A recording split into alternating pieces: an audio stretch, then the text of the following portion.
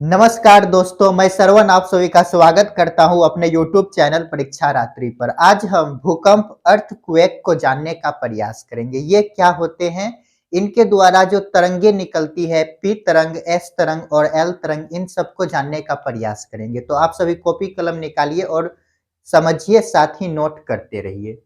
ये भूकंप क्या होता है? यदि भूकंप का शाब्दिक अर्थ देखें, शाब्दिक अर्थ, शाब्दिक अर्थ क्या है भूकंप का?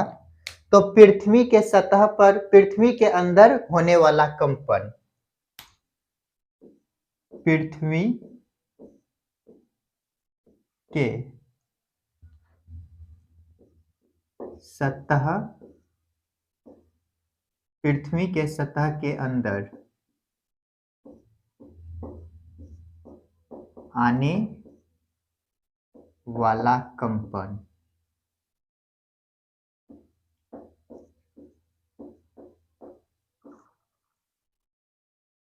तो भूकंप क्या है? भूकंप एक अंतःजनित बल है जिसके कारण पृथ्वी के अंदर कंपन उत्पन्न होती है। भूकंप एक प्रकार से क्या है? अंतःजनित बल है, अंतर्जनित संचलन या बल है, संचलन है जिसके कारण, जिसके कारण पृथ्वी के परतों में, पृथ्वी के परतों में क्या होती है? कंपन उत्पन्न होती है, कंपन उत्पन्न होती है।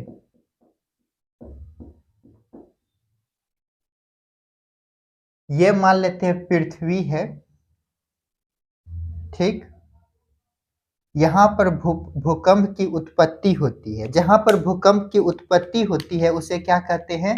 भूकंप केंद्र, भूकंप केंद्र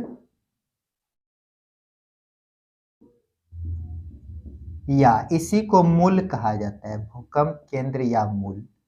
और धरातल पर जो तरंगे पहले पहुंचती है,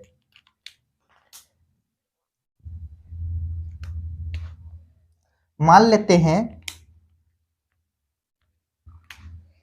ये तरंगे यहां पर पहुंची सबसे पहले, इसे क्या कहेंगे? अधिकेंद्र। इस स्थान को अधिकेंद्र कहते हैं, अधिकेंद्र। तो भूकंप केंद्र क्या है? भूकंप केंद्र क्या है? पृथ्वी के अंदर जिस स्थान पर भूकंप की उत्पत्ति होती है उसे क्या कहते हैं? भूकंप केंद्र। तो लिखते हैं पृथ्वी के अंदर जिस स्थान पर भूकंप की उत्पत्ति होती है उसे क्या कहते हैं? भूकंप केंद्र। और पृथ्वी के सतह पर, ऊपरी सतह पर जिस स्थान पर सबसे पहले भूकंप को महसूस किया जाता है उसे क्या कहते हैं? अधिकेंद्र। तो अधिकेंद्र क्या है? अधिकेंद्र पृथ्वी के सतह पर, पृथ्वी के सतह पर जिस स्थान पर, जिस स्थान पर सबसे पहले भूकंप पहुंचती है, भूकंपीय तरंग पहुंचती है, भूकंपीय तरंग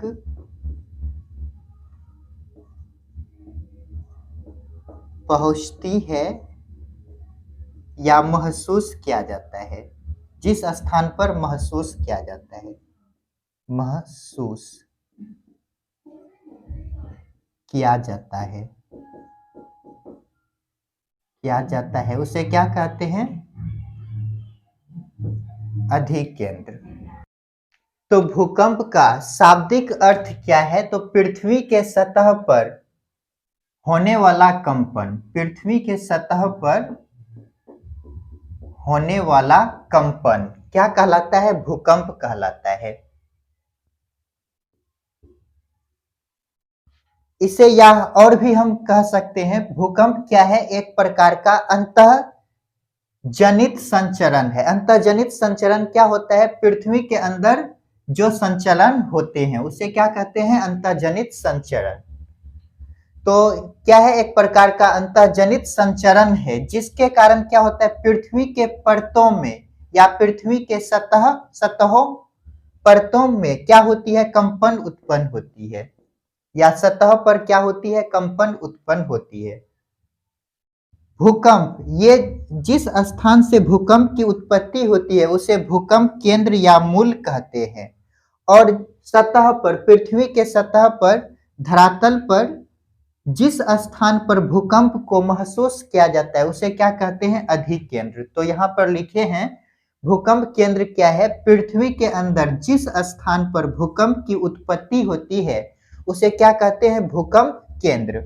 और अधिकेंद्र क्या है? पृथ्वी के सतह पर जिस स्थान पर सबसे पहले भूकंपीय तरंगे पहुंचती है या जिस स्थान पर महसूस किया जाता है उसे क्या कहते हैं? अधिकेंद्र कहा जाता है, ईपी सेंटर। जल्दी से इसको नोट कीजिए। चलिए इनको मिटाते हैं और आगे देखते हैं।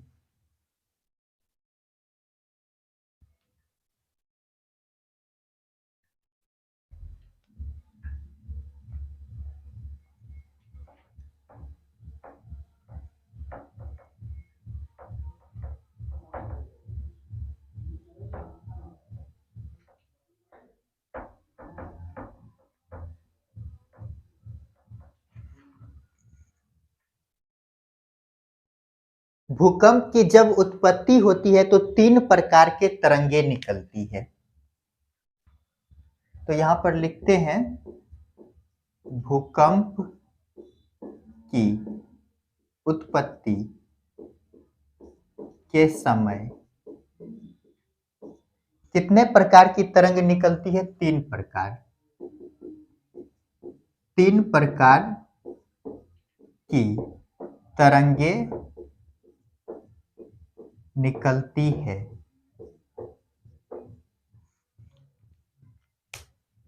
ये कौन कौन तरंगे हैं इनको देखते हैं। ये मान लेते हैं क्या है? पृथ्वी है, ठीक। यहां पर क्या होती है? भूकंप की उत्पत्ति होती है। ये क्या है? भूकंप केंद्र, भूकंप केंद्र है। यहां पर भूकंप की उत्पत्ति होती है। जब यहां पर भूकंप की उत्पत्ति होगी तो क्या होगा? तरंगे निकलेगी। यहां पर क्या होगा? तरंग निकलेगा। तो मान लेते हैं ये यहां से क्या हो रहा है? तरंग निकल रहा है। तरंग निकला और पृथ्वी के सतह पर जिस स्थान पर महसूस करते हैं उसे क्या कहते हैं? अधिकेंद्र। ये क्या है? अधिकेंद्र, अधिकेंद्र। ये जो अधिकेंद्र है,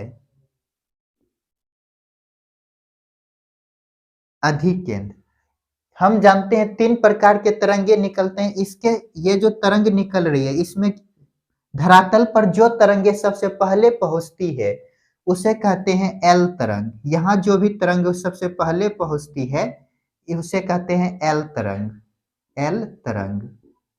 ये कैसा है? धरातलीय तरंग। कैसा है? धरातलीय,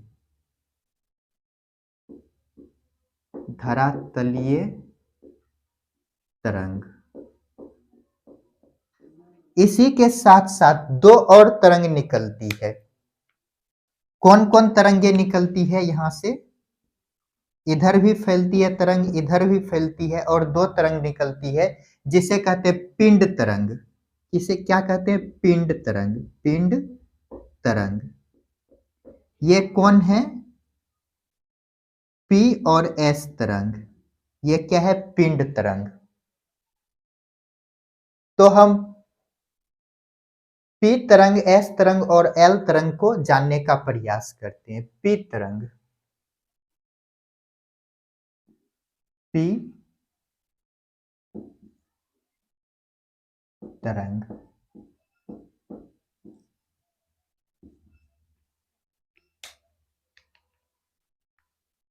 ये कैसा तरंग है? तो अनुदैर्घ्य तरंग है। अनुदैर्घ्य तरंग है। अनुदैर्घ्य तरंग क्या होता है? जिसे चलने के लिए माध्यम की आवश्यकता होती है। तो इसे चलने के लिए क्या होती है? माध्यम की आवश्यकता। इसे चलने के लिए माध्यम की जरूरत होती है। जरूरत होती है। ये किस किस माध्यम में चलते हैं?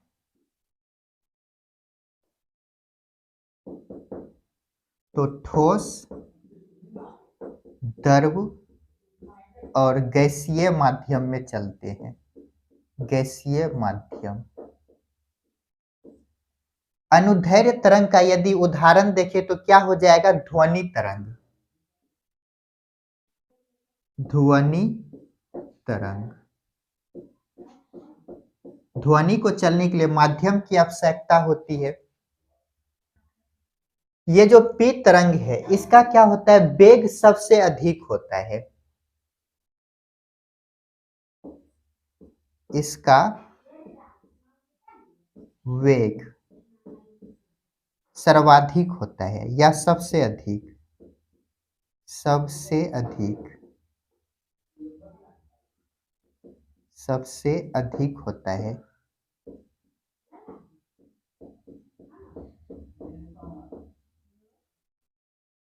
तीव्रता सबसे कम होता है। वेग तो देखें सबसे अधिक होता है, लेकिन यदि तीव्रता बोले, तीव्रता,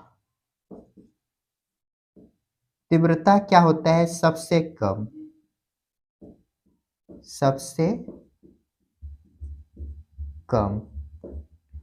और तीव्रता सबसे कम है तो ये विनाशकारी भी सबसे कम है। विनाशकारी सबसे कम। सबसे कम। इसके बाद हम देखते हैं एस तरंग को। इसको इसको क्या कहा जाता है? प्राथमिक तरंग। प्राथमिक तरंग। और दूसरा लेते हैं एस तरंग। इसे सेकेंडरी तरंग या द्वितीयक तरंग कहते हैं। द्वितीयक तरंग। ये कैसा तरंग है? तो अनुप्रस्थ तरंग है।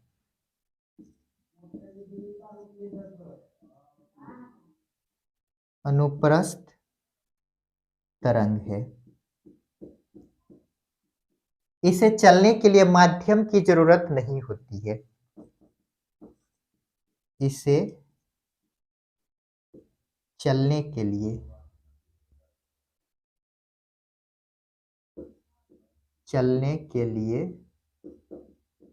माध्यम की आवश्यकता नहीं होती है। नहीं होती है। इसका यदि उदाहरण देखें तो क्या हो जाएगा? प्रकाश तरंग। क्या हो जाएगा? प्रकाश तरंग।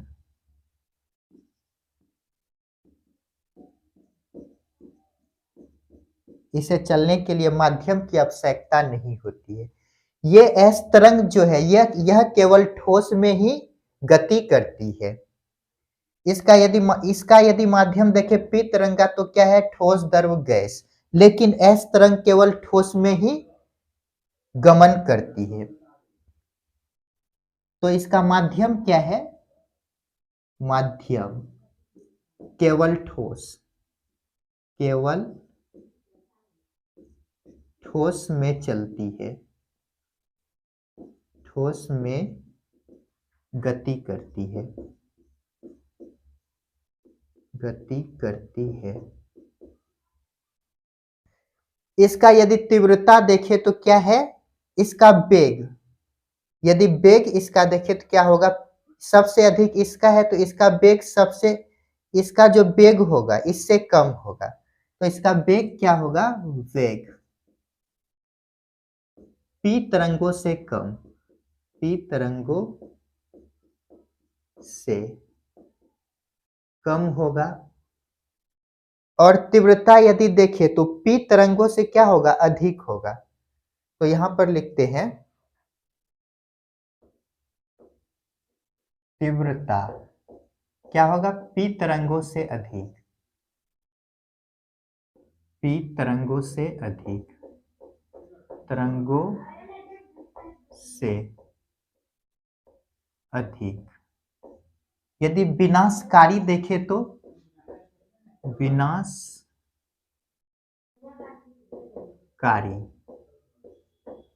p तरंगों से अधिक, p तरंगों से अधिक, p तरंगों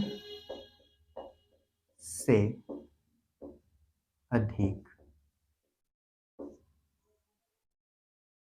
तो क्या देखें, पृथ्वी की उत्पत्ति के समय 3 तरह के तरंगे निकलती है, कौन, तो पी तरंगे, एस तरंगे और एल तरंगे। एल तरंगे धरातलीय तरंग कहलाती है क्योंकि ये तरंगे धरातल पर सबसे पहले महसूस की जाती है, और पी और एस तरंगे जो है इसे पिंड तरंग कहा जाता है। तो यहां पर लिखे पी तरंग के बारे में, यह कैसा तरंग है, तो अनुदैर्घ्य तरंग है। अनुदैर्घ्य तरंग को चलने के लिए माध्यम की जरूरत होती है, इस कारण पी तरंगे ठोस, द्रव और गैसीय माध्यम में चलती है। इसका यदि उदाहरण देखें तो ध्वनि तरंग, ये कैसा तरंग है, तो अनुदैर्घ्य तरंग है। इसका वेग देखें तो क्या होता है, सबसे अधिक, गति सबसे अधिक, तीव्रता और विनाशकारी सबसे कम होता है इसका। और एस तरंग को यदि देखें तो ये कैसा तरंग है, द्वितीयक तरंग है, पी तरंगे प्राथमिक तरंग कहलाती है। तो ये कैसा है, अनुप्रस्थ तरंग है, इसे चलने के लिए माध्यम की आवश्यकता नहीं होती है। जैसे हम यदि देखें तो प्रकाश तरंग, इसका यदि माध्यम देखें तो क्या है, ये किसमें गति करती है, तो केवल ठोस माध्यम में ही ये गति करती है, उसके बाद द्रव और गैस में गति नहीं करती है। इसका वेग देखें तो क्या है, पी तरंगों से कम है। सर्वाधिक वेग किसका है, पी का, लेकिन इसका वेग क्या है, पी से कम। पी का तीव्रता और विनाशकारी क्या है, कम कम होता है, लेकिन इसका ये जो एस तरंग है इसका तीव्रता और विनाशकारी पी तरंगों से अधिक होते हैं। चलिए इनको मिटाते हैं और एल तरंगों को जानते हैं।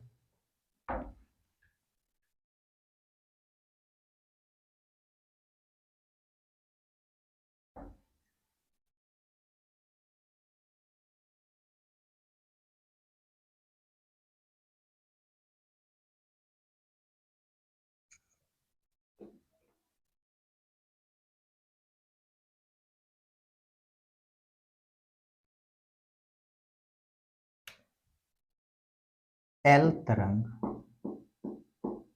ये कैसा तरंग है, तो धरातलीय तरंग है।